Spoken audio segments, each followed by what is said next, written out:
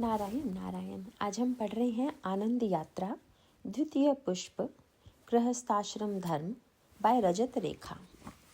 Chapter 25 उत्सव कैसे मनाएं। सेक्शन 1 भूमिका तथा यज्ञ दान व तप की परिपाटी। यह हर मनुष्य का परम कर्तव्य है कि वह जीवन के वास्तविक लक्ष्य भगवत प्राप्ति या भगवत प्रेम प्राप्ति के लिए ही चेष्टा करे, अर्थात हर परिस्थिति व घटना का उपयोग भगवान से एक होने के लिए ही करे। इसके लिए हर पल भगवत चिंतन करना अत्यंत आवश्यक है। भगवत चिंतन का महत्व स्पष्ट करते हुए परम पूज्य श्री राधा बाबा कहते हैं, जीवन का प्रत्येक क्षण श्री प्रिया प्रियतम के चिंतन में बीते, इसके लिए खूब सचेष्ट रहें। इस अनमोल जीवन के समाप्त होने से पूर्व ही श्री प्रिया प्रियतम को मन में बसा लिया, तब तो सब कुछ कर लिया, नहीं तो सब कुछ करके भी जीवन व्यर्थ ही समाप्त हो गया। आस्तिकता की आधारशिलाएं, पृष्ठ 126। प्रति दिवस की दौड़ धूप में प्रायः लोगों का मन कर्मों में, परिस्थितियों में, व्यक्तियों में अथवा वस्तुओं में ही उलझा रहता है। अधिकांश व्यक्तियों को इस बात की आवश्यकता ही नहीं लगती कि वे अपने अमूल्य जीवन के कुछ क्षण भी भगवान के चिंतन, उनकी मधुर छवि के स्मरण में बिताएं। ऐसा न होने के कारण मनुष्य अपने जीवन के वास्तविक लक्ष्य से बहुत दूर हो जाता है। परम करुणालय भगवान मनुष्य की इस दुर्बलता से परिचित हैं। इसी कारण उन्होंने उत्सवों का विधान किया। भारतीय संस्कृति की यह महत्ता है कि इसके अंतर्गत अनेक पर्वों व उत्सवों का उल्लेख है। इनका यही प्रयोजन है कि वे समय समय पर मनुष्य को प्रिया प्रियतम से जुड़ने की स्मृति दिलाकर चिंतन व साधन की पूर्ण सामर्थ्य एवं सुअवसर प्रदान करती हैं। मनुष्य यदि चाहे तो इस दिवस अपने आनंद स्वरूप से जुड़कर उसमें पूर्ण रूप से अवगाहन कर सकता है। इसी कारण उत्सव उत्साह, उल्लास एवं प्रसन्नता का द्योतक है। महाप्रभु श्री वल्लभाचार्य जी सुबोधनी टीका में लिखते हैं, उत्सवो नाम मनसः सर्व विस्मारक आह्लाद, अर्थात उत्सव मन के आह्लाद की ऐसी बाढ़ है, ऐसा हर्षातिरेक है जिसमें हमारा तन और मन रसमग्न हो जाता है तथा हम रसमत्त होकर सब कुछ भूल जाते हैं। कल्याण का व्रत पर्वोत्सव अंक सन 2004 पृष्ठ 40। परम भागवत संत श्री डोंगरे जी महाराज लिखते हैं, उत्सव देहभान भूलने के लिए ही होता है। जगत भूल जाए और प्रभु प्रेम में तन्मयता प्राप्त हो तो आनंद मिलता है। संसार के सुख दुख का असर मन पर ना हो, इसके लिए उत्सव किया जाता है। कल्याण का व्रत पर्वोत्सव अंक पृष्ठ 64। सार यह है कि मनुष्य के जीवन से दुख, भय, शोक, मोह तथा अज्ञान की आत्यंतिक निवृत्ति होकर जीवन का प्रत्येक क्षण भगवत चिंतन और अनंत आनंद से परिपूर्ण हो जाए। इसी कारण उत्सव मनाए जाने का विधान है। दुर्भाग्यवश भ्रांत सांसारिक मान्यताओं के कारण प्रसन्नता व आनंद की परिभाषा केवल हंसी मजाक, अनर्गल संवाद, सुख भोग आदि तक ही सीमित हो गई है। इसी कारण वर्तमान समय में उत्सव केवल एक मनोरंजन का, कामना पूर्ति का अथवा पारिवारिक व सामाजिक मेलजोल का साधन बनकर रह गए हैं।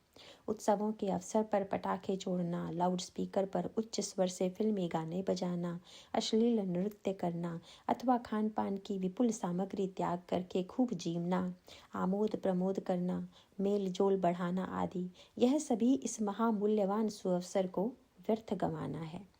वास्तविक प्रसन्नता तो मन के अनंत आह्लाद में है, जिसके कारण चित्त में एक असीम शांति व संतुष्टि का अनुभव होता है। मन का यह आह्लाद किसी बाहरी वस्तु, व्यक्ति, परिस्थिति अथवा घटना पर अवलंबित नहीं होता। भगवान कहते हैं, बाहर के विषयों में अर्थात सांसारिक भोगों में आसक्ति रहित अंतःकरण वाला पुरुष अंतःकरण में जो भगवत ध्यान जनित आनंद है उसको प्राप्त होता है और वह पुरुष सच्चिदानंद घन परम ब्रह्म परमात्मा के ध्यान रूप योग में एक ही भाव से स्थित हुआ अक्षय आनंद का अनुभव करता है।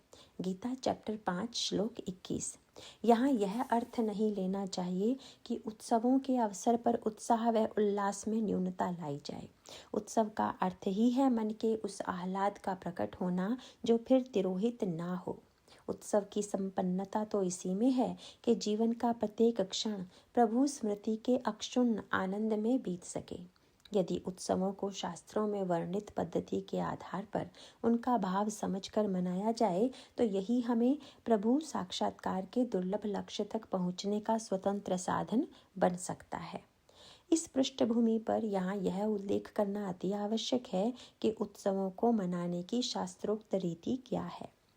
स्वामी विवेकानंद जी के अनुसार व्यक्ति को अध्यात्म का मर्म समझने, गुण कर्म और स्वभाव का विकास करने की शिक्षा देने, सन्मार्ग पर चलाने का ऋषि प्रणीत मार्ग है। धार्मिक कथाओं के कथन श्रवण द्वारा सत्संग एवं पर्व विषयों पर स्वोद्देश्य मनोरंजन, त्योहार और व्रतोत्सव यही प्रयोजन पूरा करते हैं। व्रत पर्वोत्सव अंक पृष्ठ 64। इस तथ्य के अनुसार सर्वप्रथम हर उत्सव के दिवस या उससे पूर्व प्रत्येक मनुष्य को यह अवश्य जानना चाहिए कि शास्त्रों में उस उत्सव अथवा पर्व का क्या महत्व है एवं उसका सूक्ष्म अर्थ क्या है। इस उत्सव को मनाने की पद्धति क्या है तथा उसके माध्यम से हम भगवान से किस प्रकार जुड़ सकते हैं। आनंद यात्रा प्रथम पुष्प के लेख 5 सेक्शन 1 से 9 में इस विषय पर प्रकाश डालने की चेष्टा की गई है। इस ज्ञान को प्राप्त करने के पश्चात उत्सव के दिवस वही साधन निर्धारित करना चाहिए जिससे मनुष्य सन्मार्ग पर चल सके और अपने स्वभाव का विकास कर सके। जिन साधनों से सतोगुण की तथा सात्विक भावों की वृद्धि हो वही स्वामी विवेकानंद जी के उपरोक्त कथनानुसार ऋषि प्रणीत मार्ग हो सकता है। इसके लिए सर्वसुलभ साधन है भगवान नाम जप, स्वाध्याय, सत्संग, कीर्तन, भगवत चिंतन, अग्निहोत्र आदि। श्रीमद् भागवत महापुराण में स्पष्ट आज्ञा है कि ये पर्व कल्याण की साधना के उपयुक्त और शुभ की अभिवृद्धि करने वाले हैं। इन अवसरों पर अपनी पूरी शक्ति लगाकर शुभ कर्म करने चाहिए। इसी में जीवन की सफलता है। अतः प्रत्येक उत्सव को मुख्यतः आत्मनिरीक्षण एवं आत्मोन्नति के लिए एक सुअवसर समझकर अत्यंत उत्साह से साधन दिवस के रूप में मनाना चाहिए। संलग्न लेख में प्रस्तुत साधन दिवस की सांकेतिक सारणी से स्पष्ट होगा कि इस दिवस क्रिया का बाहुल्य न होकर शांत चित्त से भगवान की प्रिय छवि के स्मरण का आधिक्य होना चाहिए। उत्साह इस बात का होना चाहिए कि इन विशेष तिथियों पर किए गए साधन का फल अनंत गुना होकर प्राप्त होता है। साथ ही उस दिवस भगवान व संतों की कृपा से साधन के सभी अंग जीवन में स्थायी रूप से धारण हो जाते हैं। अतः उत्सवों पर विशेष रूप से सात्विक यज्ञ, दान व तप करने की परिपाटी है।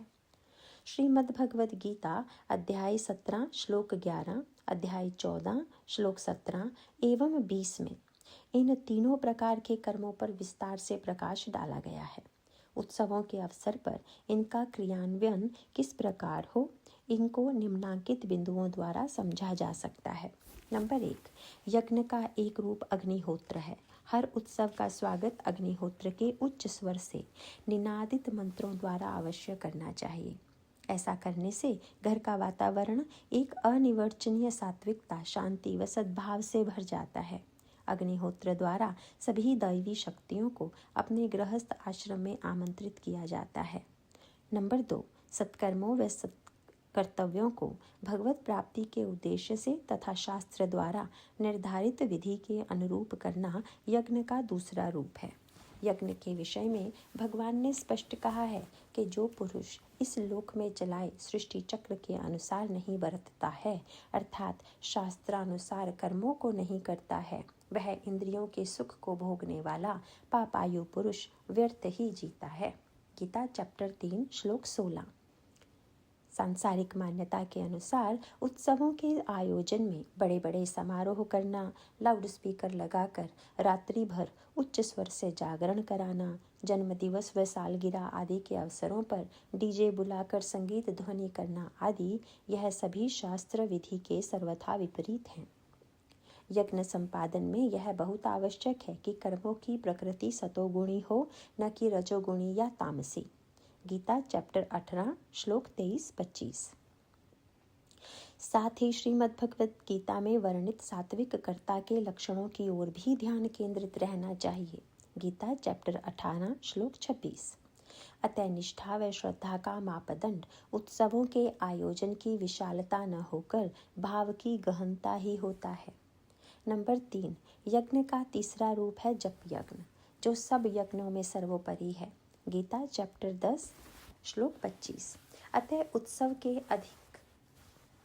उत्सव के दिन अधिक से अधिक भगवान नाम जप करना चाहिए। चेष्टा यही करनी चाहिए कि श्री षोडशाक्षर महामंत्र की अनुष्ठान रूप में 64 व अधिक मालाएं की जाएं। अनुष्ठान रूप से करने में सर्वप्रथम हाथ में जल लेकर अपने इष्ट प्रभु के सामने आत्मोन्नति का संकल्प लेना चाहिए। उदाहरणार्थ, हे प्रभु, आज दशहरा के पर्व पर मेरे अंतःकरण में बैठे अभिमान रूपी रावण को भस्म कर दीजिए, जिससे मैं सदा आपके चरणों का दास बनकर आपकी अविचल भक्ति कर सकूं। इस प्रकार संकल्प का निर्धारण स्वयं करना चाहिए। उत्तम तो यह होगा कि संकल्प को लिखित रूप से चढ़ाया जाए तथा अनुष्ठान करते हुए बीच बीच में संकल्प की पुनरावृत्ति की जाए। ऐसा करने से अनुष्ठान में की जाने वाली जप संख्या केवल संख्या पूर्ति के लिए न होकर लक्ष्य प्राप्ति में सहायक होगी। अनुष्ठान करते समय यह चेष्टा भी करनी चाहिए कि जप अधिक से अधिक एक आसन पर स्थिर बैठकर तथा भगवान के चिंतन के साथ हो। चिंतन करने की प्रक्रिया। सबसे पहले अपना सर्वप्रिय चित्र अपने नेत्रों के सम्मुख विराजित करें। फिर नेत्रों से उस चित्र में अंकित छवि का बार बार दर्शन करें। भगवान की छवि के प्रत्येक अंग पर कुछ देर नेत्र टिकाएं। फिर नेत्र बंद करके मानसिक नेत्रों से चित्त पर उस छवि को अंकित करें। इस प्रकार चेष्टा यह करें कि अनुष्ठान की समाप्ति तक वह पूरी छवि चित्त पर अंकित हो जाए, जिससे जीवन के विभिन्न कर्तव्यों का निर्वाह करते समय उसी छवि को हृदय में धारण करके अपने इष्ट की सेवा के लिए सारे कार्य कर सकें। वास्तव में इसी में जीवन के हर कार्य की सार्थकता है। भगवान के चिंतन की सरल प्रक्रिया एवं उदाहरणों के लिए इसी पुस्तक का लेख संख्या 11 भगवान का चिंतन देखें। उत्सवों के अवसर पर भगवान की विशेष छवि का चिंतन भी किया जा सकता है, जैसे बसंत के अवसर पर श्री युगल का पीला श्रृंगार धारण की हुई छवि, होली के अवसर पर श्री युगल की विभिन्न प्रकार के गुलाल व रंगों से रंजित छवि तथा श्रावण में उनकी झूलन लीला की छवि आदि। नियमित रूप से प्रतिदिन के चिंतन व साधन से अंतःकरण शनै शनै शुद्ध होता है। फिर वह अंतःकरण इस योग्य होता है कि किसी विशेष पर्व या उत्सव के दिन भगवान स्वयं उसमें प्रकट हो जाएं। श्री युगल सरकार का चिंतन करते करते उनकी छवि किस प्रकार सजीव होती है, इसके विषय में परम पूज्य श्री राधा बाबा लिखते हैं। हृदय में निरंतर उनका ही चिंतन बना रहे, निरंतर उनके लिए आसन तैयार होता रहे, फिर वे आपके हृदय मंदिर में पधारेंगे।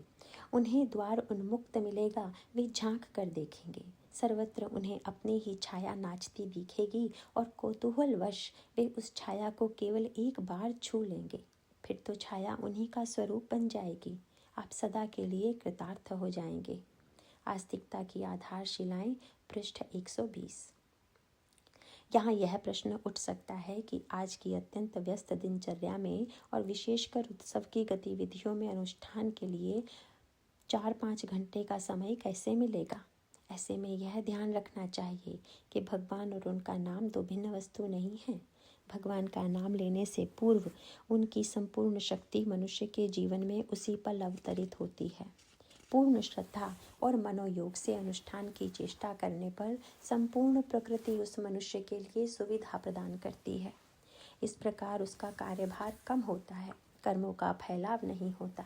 वह निश्चिंत होकर पूर्ण एकाग्रता व गहनता के साथ उपरोक्त अनुष्ठान, चिंतन व उत्सव के अन्य आध्यात्मिक साधनों को कर सकता है। नंबर 4, स्वाध्याय, ज्ञान यज्ञ आदि धर्म ग्रंथों व सत्शास्त्रों का अध्ययन भी यज्ञ का एक रूप है। गीता चैप्टर 4 श्लोक 28। भगवान के तत्व का और उनके गुण प्रभाव व लीलाओं का तथा उनके निर्गुण सगुण साकार निराकार स्वरूप का वर्णन जिन शास्त्रों में है, उनका इसलिए अध्ययन करना जिससे भगवान में प्रीति हो। यही स्वाध्याय ज्ञान का यज्ञ है। अतः उत्सवों पर विशेषकर यदि इन ग्रंथों का अध्ययन किया जाए तो इनमें वर्णित भगवान के गुण व लीलाओं की दिव्य शक्ति अंतःकरण को सहजता से प्रकाशित कर देती है। इस यज्ञ के अंतर्गत भगवान की स्तुति, उनके नाम और गुणों का कीर्तन भी सम्मिलित है।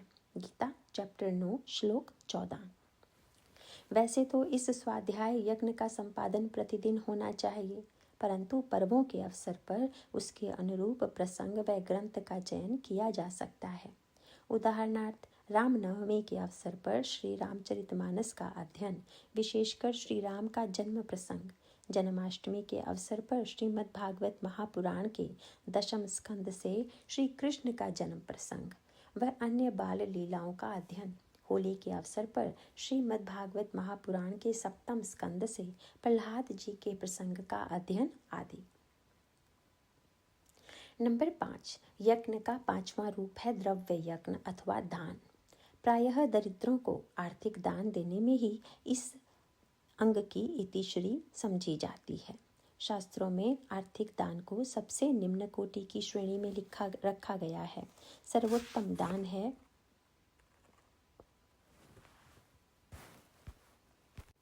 आध्यात्मिक ज्ञान का दान। अतः उत्सव के दिवस अपने परिवार के सभी सदस्यों के अतिरिक्त किसी निकटस्थ इष्ट मित्र व संबंधी को भी साथ लेकर धर्म ग्रंथ का अध्ययन करना चाहिए तथा उक्त साधन करने में उनका सहयोग करना चाहिए। इस कार्य को करने में जो भी आर्थिक, शारीरिक व मानसिक सामर्थ्य का व्यय हो, उसको ही सर्वोत्कृष्ट दान समझना चाहिए। श्रीमद् भागवत महापुराण में उल्लिखित है, जो लोग भगवान की लीलाओं को श्रद्धा के साथ नित्य श्रवण व कथन करते हैं, उनके हृदय में वे थोड़े ही समय में प्रकट हो जाते हैं। इस तथ्य के अनुसार भगवत भक्तों को एकत्रित करके भगवान का कीर्तन महोत्सव करना द्रव्य यज्ञ अथवा दान का उत्कृष्ट रूप है। यदि उत्सव में अन्य लोगों को सम्मिलित नहीं किया जाता है तो यह उस उत्सव का भोग होगा और अपने जीवन में भी स्थायी रूप से उसके लाभ का अनुभव नहीं होगा। इसीलिए परम पूज्य बाबूजी ने एक महिला को मार्गदर्शन देते हुए आज्ञा दी कि वे घर में ठाकुर सेवा बड़े भाव से करें, ठाकुर जी का उत्सव भी बड़े उत्साह से मनाएं, सदा सत्संग करें और सत्संग में लोगों को लगाएं। देखे दिव्य भाव स्वरूपा श्री रुक्मणी बाई जीवन लीला, पृष्ठ 178, श्री महिला संघ प्रकाशन, भागलपुर। बाबूजी के इन वचनों से यह स्पष्ट होता है कि उत्सवों में बड़े उत्साह से अन्य लोगों को भी सम्मिलित करना कितना आवश्यक है। इस महिला के विषय में उक्त पुस्तक में वर्णित है कि इन्होंने जीवन भर उत्सव व कीर्तन सत्संग के नियम का अक्षुण्ण पालन किया।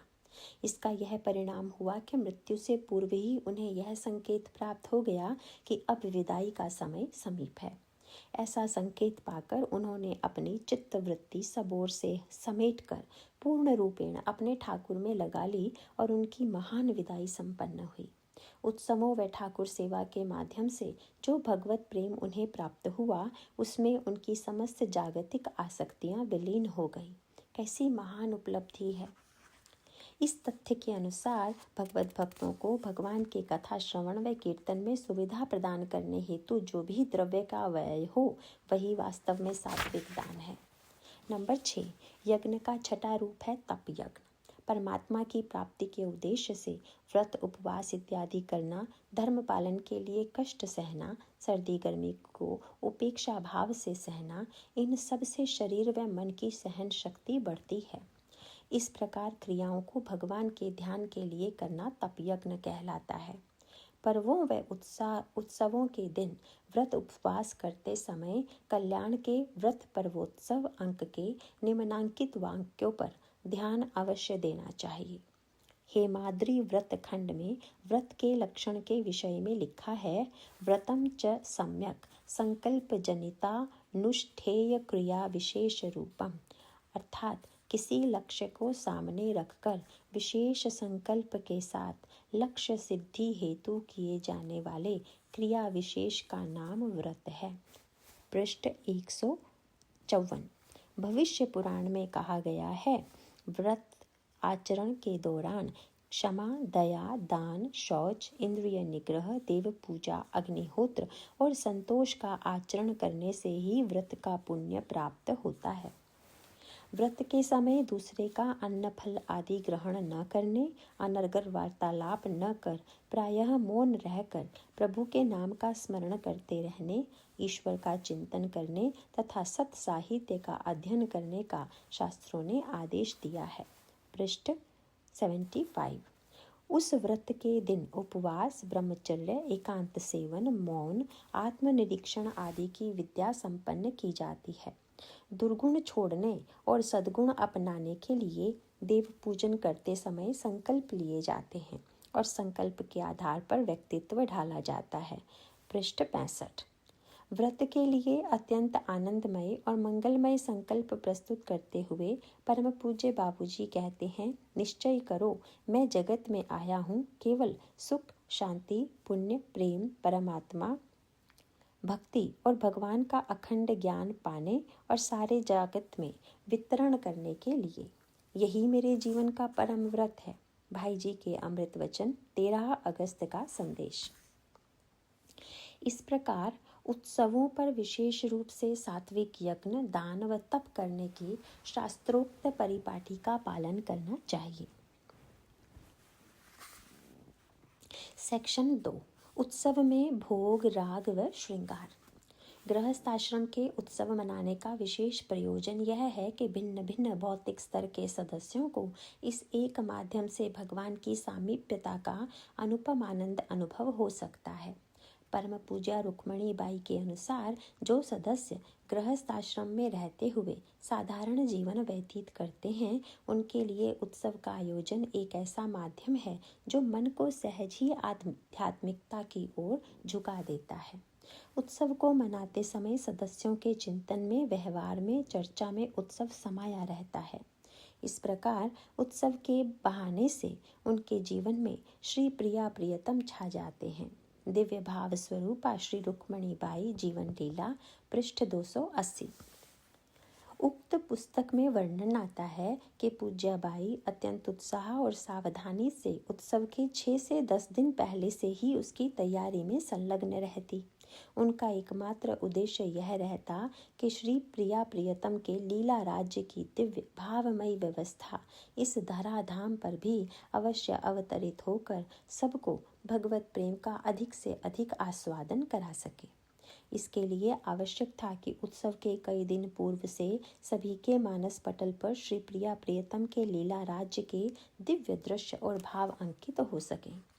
कुछ नारियों को यह समझाते हुए पूज्याबाई कहती कि प्रायः लोगों के लिए उत्सव 9 दिन बाद आएगा, पर भगवान के दिव्य राज्य में उत्सव और उत्सव की तैयारी ये 2 अलग चीज नहीं है। उत्सव की तैयारी भी उत्सव का ही अंग है। पूज्याबाई को स्पष्ट दिखता था कि उत्सव का अवसर आते ही लीला राज्य में सहस्रों सहस्रों सखियां कोई 1 सप्ताह पहले या कोई 1 पक्ष पहले उत्सव की तैयारी में लग जाती थी। कोई गा गा करके मंगल कामना करती, कोई चित्रकारी करती। परम गोपनीय लीला राज्य के रहस्यों पर प्रकाश डालते हुए वे कहती कि एक एक वृक्ष, लता, पशु, पक्षी सभी उत्सव में सहयोग देते हैं। जब सखियां कुंजों को सजाती हैं, तब वे वृक्ष, लता, पशु, पक्षी बोलकर सुझाव भी देते हैं कि अधिक सुंदर श्रृंगार कैसे हो सकता है। पृष्ठ 281-282। इस प्रकार सदगृहस्थों को लीला राज्य के दिव्य दृश्य का चिंतन करते हुए तथा भगवत प्रेम प्राप्त करने के लिए पूर्ण मनोयोग, सावधानी एवं उत्साह से उत्सव की तैयारी करनी चाहिए। सिद्ध गृहस्थ रसिक संत श्री वल्लभाचार्य जी द्वारा प्रदत्त परंपरा के अंतर्गत गृहस्थाश्रम में श्री प्रिया प्रियतम के उत्सवों की संपन्नता के मुख्यतः 3 मूलभूत क्षेत्र हैं: भोग, राग व श्रृंगार। पाठकों के सदुपयोग के लिए इन 3 क्षेत्रों के कुछ महत्वपूर्ण अंगों पर प्रकाश डालने की चेष्टा की गई है। भोग।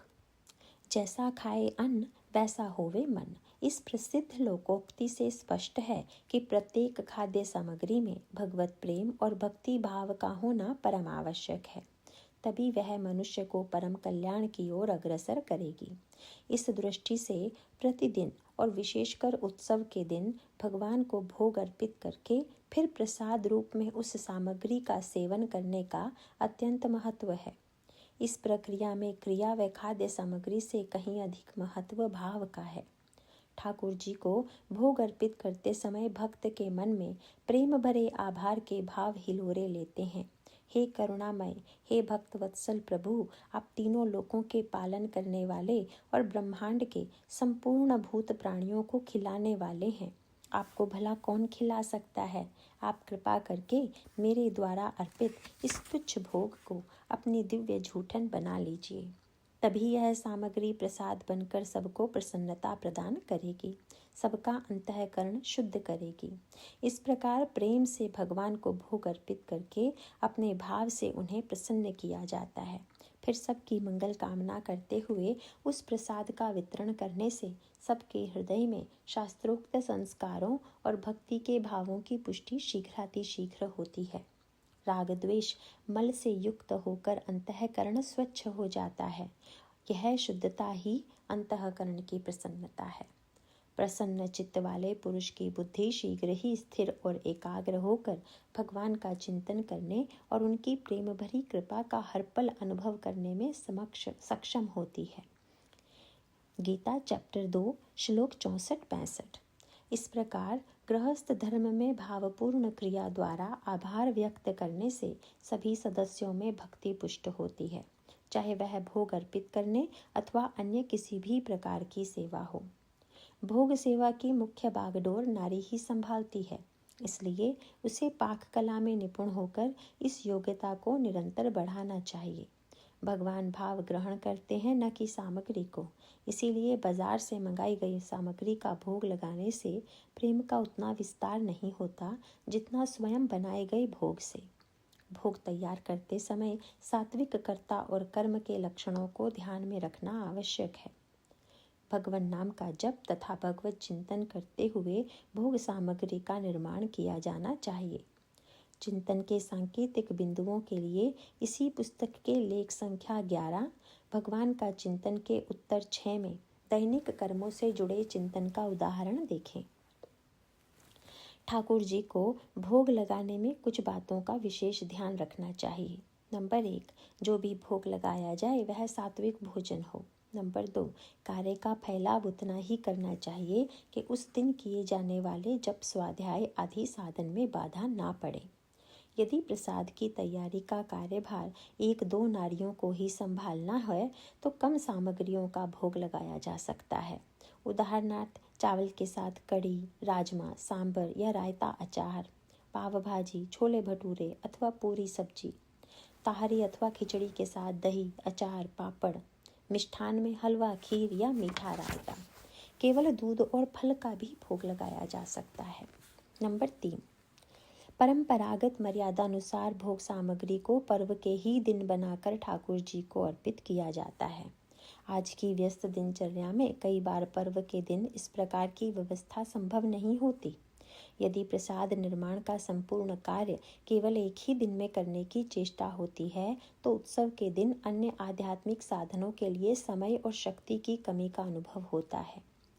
ऐसे में कई गृहिणियां एक दिन पूर्व ही प्रसाद की तैयारी कर लेती हैं।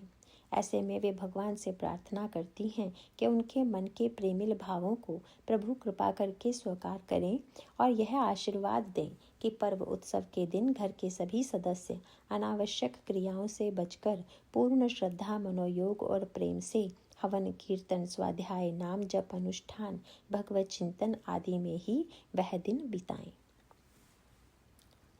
नंबर 4, भोग ऋतु के अनुरूप होना चाहिए।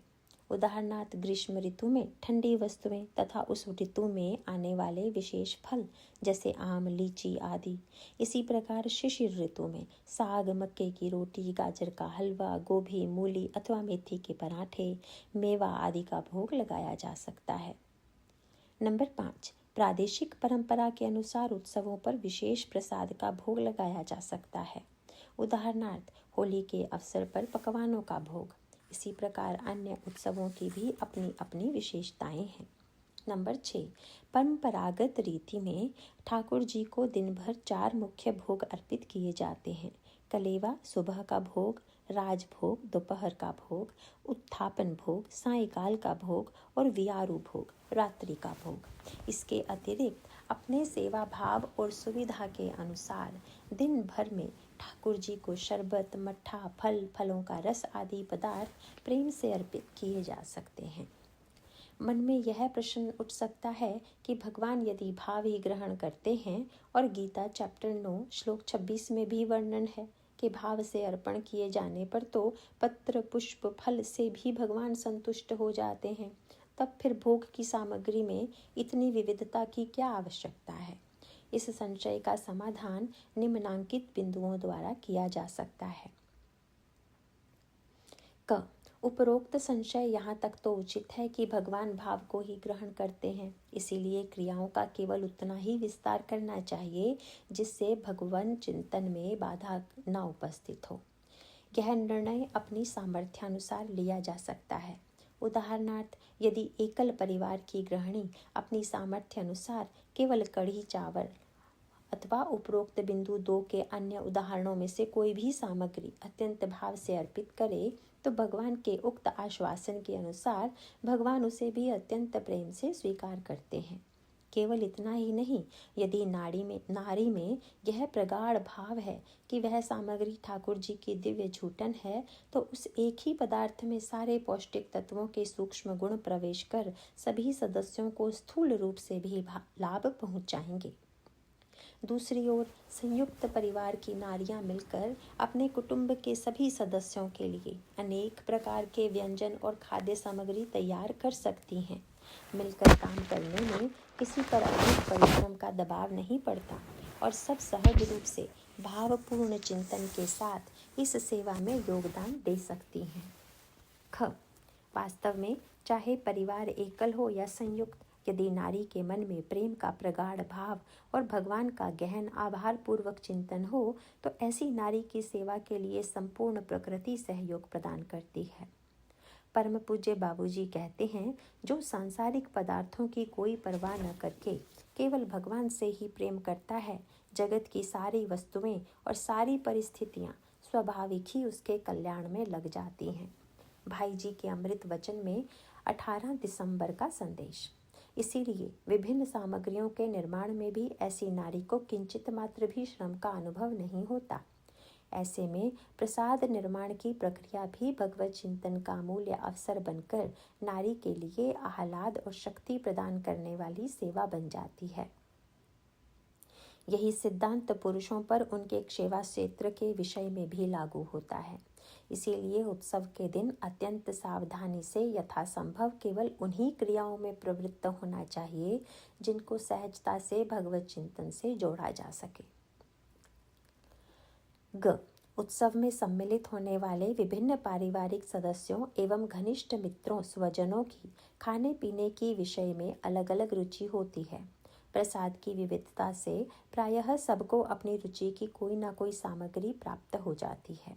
इस प्रकार भोग की विविधता से रस का वर्धन होता है और प्रेम भाव का वितरण। प्रसाद की भिन्नता द्वारा भगवान अपने विभिन्न भक्तों की रुचि का पालन करते हैं। वास्तव में भक्त समाज के विभिन्न सदस्यों के हृदय में भगवान स्वयं ही भोक्ता बनकर उस प्रसाद को ग्रहण करते हैं। गीता चैप्टर 5 श्लोक 29। इस प्रकार भोग निर्माण के प्रेम भरे परिश्रम को आरंभ से लेकर अंत तक कई चरणों में वे बारंबार ग्रहण करते हैं। ठाकुर जी को भोग अर्पित करते समय रसिक संतों द्वारा निर्मित पदों के गायन और उनमें निहित भावों और दृश्यों के चिंतन से हृदय में भगवत प्रेम की पुष्टि सहज रूप से होती है। गृहस्थाश्रम की स्थापना का आधार यही है कि जिस घर रूपी आश्रम में निवास है उसके मुखिया स्वयं श्री प्रिया प्रियतम है। वास्तव में दंपत्ति का लघु गृहस्थाश्रम भी श्री प्रिया प्रियतम के बृहद गृहस्थाश्रम की ही छाया मात्र है। अतः जिस प्रकार सखियां प्रेम से नित्य ही विभिन्न भोग सामग्रियों द्वारा श्री युगल को रिझाती रहती हैं, उसका कणांश घर के सदस्यों द्वारा भी क्रियान्वित होना चाहिए। रसिक के द्वारा लिखित पदों में वर्णन आता है, भोजन करत किशोर किशोरी, मदन गोपाल राधिका रानी, बनी मनोहर जोरी। विविध पाक पकवान थार भरी, सखियन आन धरे, जेवत लाल लाडली रुचि सौ, स्वादित भोग खरई। श्री प्रिया प्रियतम भोजन पा रहे हैं। मदन गोपाल श्री कृष्ण तथा श्री राधिका रानी की जोड़ी अत्यंत मनोहर लग रही है। सभी सखियां सुंदर थालों में भांति भांति के पकवान भर भर कर ले आती हैं। सखियों द्वारा बनाए स्वादिष्ट भोग को श्री प्रिया प्रियतम अत्यंत रुचिपूर्वक रीति से पा रहे हैं। इस प्रकार प्रसाद बनाते समय तथा स्वजनों और अतिथियों को पवाते समय इस दिव्य दृश्य का चिंतन करने से भक्ति रस का वितरण होता है।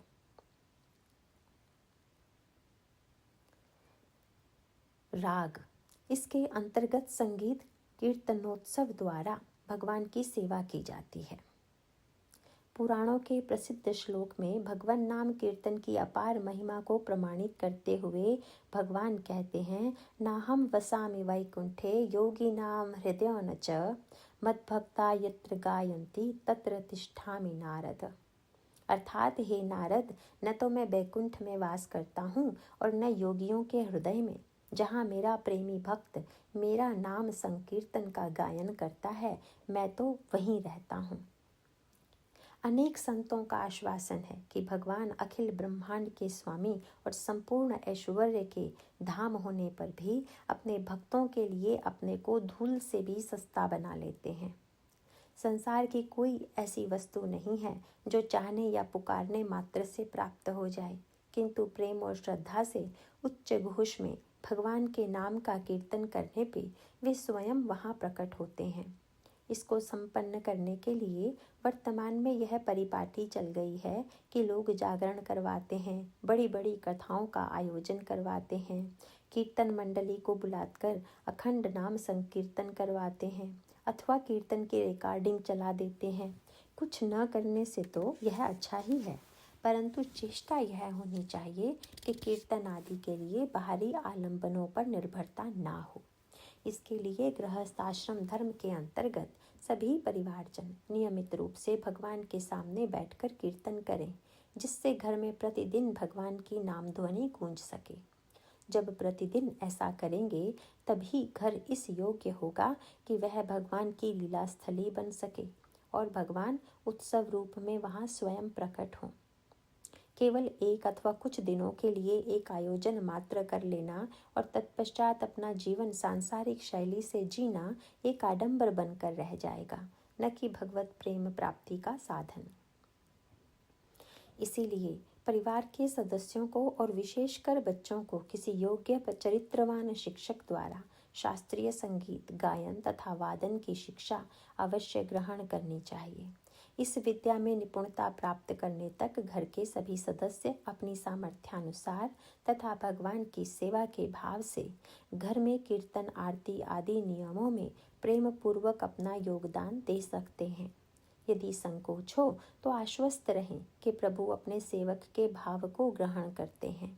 इसीलिए अत्यंत उत्साह से उनकी आराधना करें और साथ साथ अपने गायन की योग्यता भी बढ़ाएं। इससे घर में कीर्तन, भजन तथा उत्सवों को मनाने की परंपरा बनी रहती है। उत्सव के दिन यह चेष्टा रहनी चाहिए कि प्रति 2-2 घंटे में 10 से 15 मिनट का राधा नाम अथवा कोई अन्य भगवान नाम का कीर्तन अवश्य किया जाना चाहिए। इससे विचार भगवत विमुखी बने रहते हैं और भगवान की छवि का चिंतन भी किया जाता है, जिसके संस्कार अंतःकरण में अंकित होते रहते हैं। जैसा कि श्री राधा बाबा ने कहा कि इस प्रकार चिंतन का अभ्यास करने से श्री प्रिया प्रियतम आकर भक्त के अंतःकरण में झांकते हैं और देखते हैं कि वहाँ उनकी क्या क्या छवियाँ भरी हुई हैं। फिर उनका स्पर्श पाते ही वे छवियाँ भी उन्हीं का स्वरूप बन जाती हैं और भक्त सदा के लिए कृतार्थ हो जाता है। श्रृंगार, इसका अर्थ है सज्जा, चाहे घर के कक्षों की अथवा पूजा कक्ष की। गृहस्थाश्रम धर्म के अंतर्गत घर को श्री युगल सरकार का ही घर मानना चाहिए। घर के सदस्य प्रत्येक कक्ष को सखियों का ही कक्ष समझें तथा प्रत्येक क्रिया करते समय यही भाव धारण करें कि हम श्री प्रिया प्रियतम की नित्य होने वाली लीलाओं में ही सेवा कर रहे हैं। नियमित रूप से प्रतिदिन इस भाव के चिंतन व साधन से वह पूरा घर ही वृंदावन अर्थात श्री प्रिया प्रियतम की विहार स्थली बन जाएगा। श्री प्रिया प्रियतम सौंदर्य की सीमा है। सौंदर्य का उद्गम ही इन युगल से हुआ है। अतः उत्सवों पर भगवान का स्वागत विशेष रूप से सौंदर्य, प्रकाश व सुगंध से होना चाहिए। वैसे तो दैवी सद्गुणों से अपने अंतःकरण का श्रृंगार करना ही वास्तविक श्रृंगार है। इसी पुस्तक के लेख संख्या 17 नारी धर्म के भाग 2 में बिंदु 5 का ग अवश्य देखें। साथ ही गृहस्थाश्रम में श्री युगल व उनकी सखी मंजरियों के स्वागत हेतु कुछ अंश में उनके स्थान को भी श्रृंगारित करना चाहिए। किसी महत्वपूर्ण अतिथि के आने की सूचना पाकर उनके स्वागत हेतु घर की साज सज्जा की जाती है तथा उन अतिथि के निवास कक्ष को विशेष रूप से अलंकृत किया जाता है। इसी प्रकार यदि अखिल ब्रह्मांडों के भी अधीश्वर अतिथि बनकर घर आने वाले हों तो उनके स्वागत हेतु व्यवस्था सर्वोत्कृष्ट होनी चाहिए। अतः उत्सवों पर घर को तथा विशेष रूप से पूजा कक्ष को सामर्थ्यानुसार बहुत उल्लास पूर्वक एवं प्रेम पूर्वक श्रृंगारित करना चाहिए। श्रृंगार सामग्री। श्रृंगार करने के लिए विभिन्न सामग्रियों का प्रयोग किया जा सकता है। पुष्प व पुष्पमालाएं, सुंदर वस्त्र, बिजली की झालरें, बेलें, अन्य वनस्पति, मोती की लड़ें, विभिन्न रंगों से रंगोली का निर्माण, दीपक, बंधनवार, अगरबत्ती व धूप बत्ती आदि। पाठकों की सुविधा के लिए पुस्तक के प्रारंभिक रंगीन पृष्ठों में पूजा कक्ष श्रृंगार की सांकेतिक झांकी प्रस्तुत है। वैसे तो उक्त सामग्रियों का प्रयोग सांसारिक आयोजनों में भी श्रृंगार आदि के लिए किया जाता है।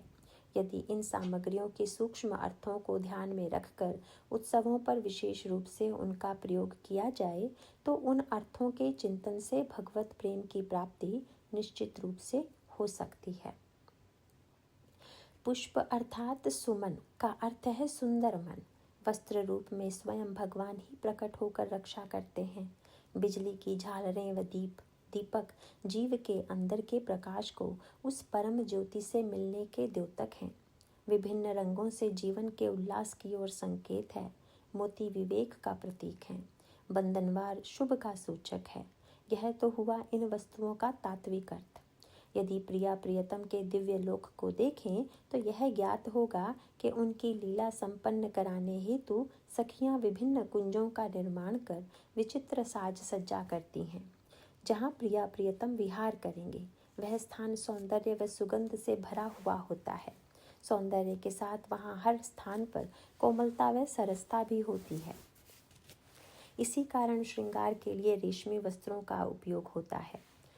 उत्सव के श्रृंगार में काठ की वस्तुओं को भी रेशमी, सुनहरे व रंगीन वस्त्रों से अलंकृत किया जाता है जिससे उनकी जड़ता भासित ना हो,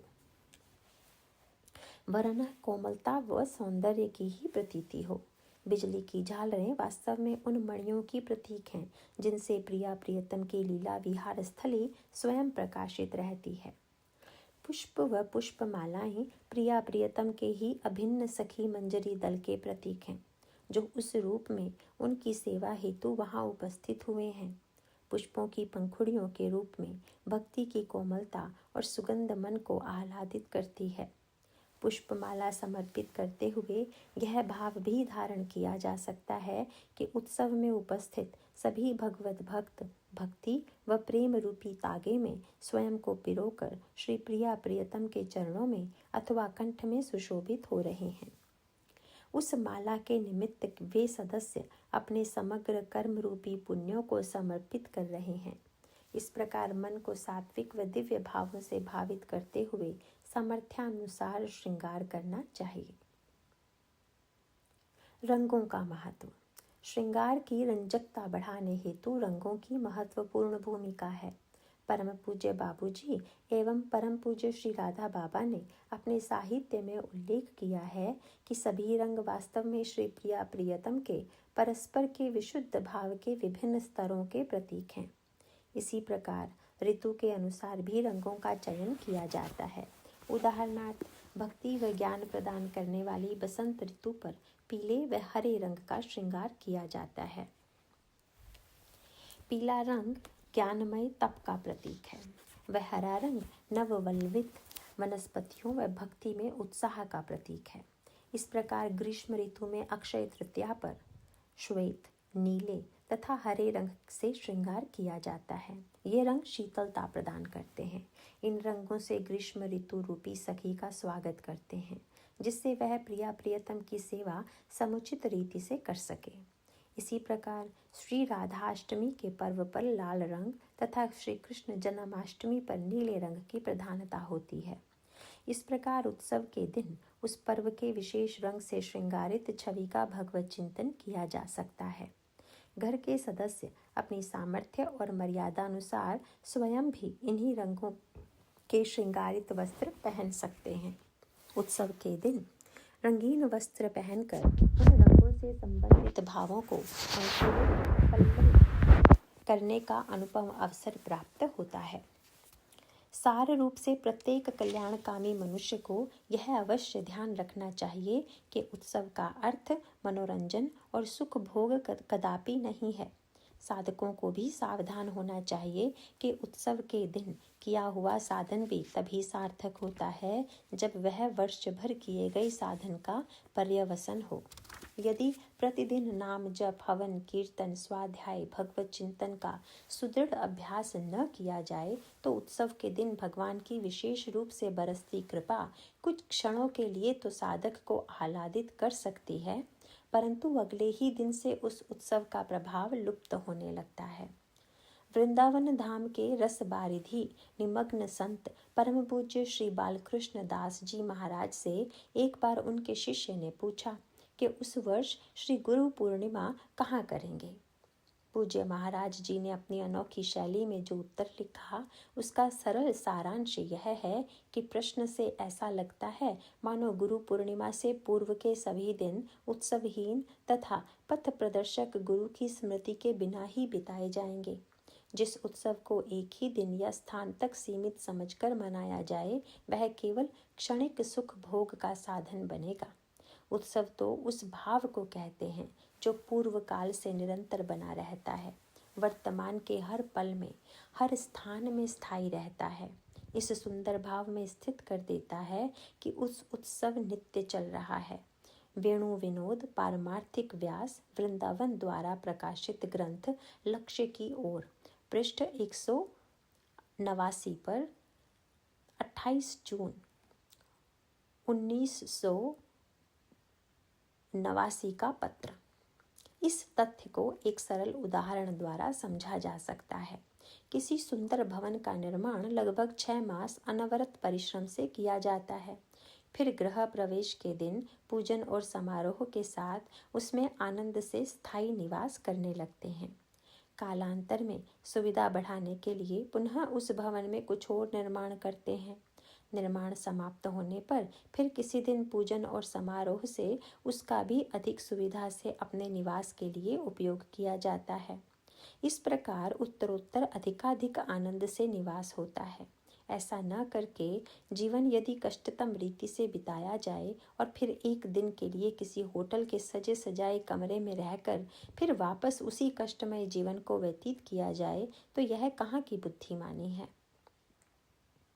यह नितांत सत्य है कि उत्सव के दिन अंतःकरण शुद्ध करने और भगवत प्रेम जागृत करने के लिए भगवान एवं सभी संत गुरुजनों की विशेष कृपा वर्षा होती है, परंतु इस कृपा वर्षा के फलस्वरूप वे यही चाहते हैं कि मनुष्य अपने जीवन के प्रत्येक दिन के प्रत्येक पल में उस असीम आह्लाद, उत्साह, शांति और प्रेम का अनुभव करने के लिए कटिबद्ध हो जाए। एक दिन के उत्सव से संतुष्ट न रहकर वह अपने प्रत्येक दिन को प्रेममय, चिंतनमय, साधनमय और उत्सवमय अवश्य बनाए। इसी में उस उत्सव की और मनुष्य जन्म की सार्थकता है। संलग्नक साधन दिवस की सारिणी। विशेष नंबर 1, यह सारिणी केवल सांकेतिक है। इसे प्रत्येक पर्व पर सुविधानुसार परिवर्तित किया जा सकता है। साधन दिवस के प्रत्येक कार्यक्रम में सभी सदस्य संगठित होकर सामूहिक रूप से उपस्थित होने की चेष्टा करें। यदि कार्यालय या विद्यालय का अवकाश न हो तो यथासंभव इस सारणी के अधिक से अधिक बिंदुओं का पालन करें। साथ ही साधन दिवस से लाभान्वित होने के लिए भगवान से निरंतर प्रार्थना करें, क्योंकि वे अपनी अचिंत्य शक्ति से असंभव को भी संभव कर सकते हैं। नंबर 2, प्रत्येक साधक षोडशाक्षर मंत्र का अनुष्ठान 64 मालाएं करने का लक्ष्य रखे। नंबर 3, दिवस भर अधिक से अधिक नाम जप, चिंतन तथा भगवान, शास्त्र व संत संबंधित चर्चा ही करें, जिससे इस दिवस का पूर्ण लाभ प्राप्त हो। अनावश्यक सांसारिक चर्चा न करके हर पल यह अनुभव करें कि सभी पूज्य संत एवं भगवान का दिव्य धाम हमारे साथ है। अन्य सांसारिक व्यक्ति, वस्तु, घटना, परिस्थिति का कोई अस्तित्व नहीं है। नंबर 4, प्रसाद अथवा जलपान करते समय प्रत्येक साधक कोई एक उपयुक्त शिक्षाप्रद एवं प्रेरणादायक प्रसंग सबको सुनाए। यह प्रसंग परम पूज्य संत भक्तों के जीवन से अथवा शास्त्र के वचनों से संबंधित हो। नंबर 5, दिवस भर प्रत्येक 2 घंटे पर 10 मिनट का राधा नाम कीर्तन करें। इससे सभी सदस्य सम्मिलित होने की चेष्टा करें। इसके साथ स्वाध्याय के उपयुक्त प्रसंग पढ़ें। कार्यक्रम के आवश्यक अंग। प्रातः भगवान, संतों एवं गुरुजनों को सामूहिक प्रणाम व दिनचर्या समर्पण, सामूहिक संकल्प लेकर नाम जप अनुष्ठान आरंभ, प्रातःकालीन आरती, कीर्तन, पर्व से संबंधित स्वाध्याय, हवन, दिवस भर प्रति 2 घंटे पर 10 मिनट का राधा नाम कीर्तन। दोपहर भगवान को भोग लगाकर फिर प्रसाद पाते समय भगवत चर्चा। सायं संत गुरुजनों से मार्गदर्शन अथवा उनकी वाणी का श्रवण, आरती, कीर्तन एवं पद गायन का कार्यक्रम। रात्रि भगवान को रात्रि भोग लगाकर फिर प्रसाद पाते समय भगवत चर्चा, सामूहिक जप, चिंतन व स्वाध्याय। अनुष्ठान समाप्ति पर भगवान, संतों व गुरुजनों को प्रणाम व आभार शयन आरती। चैप्टर 25 फिनिश होता है। नारायण नारायण।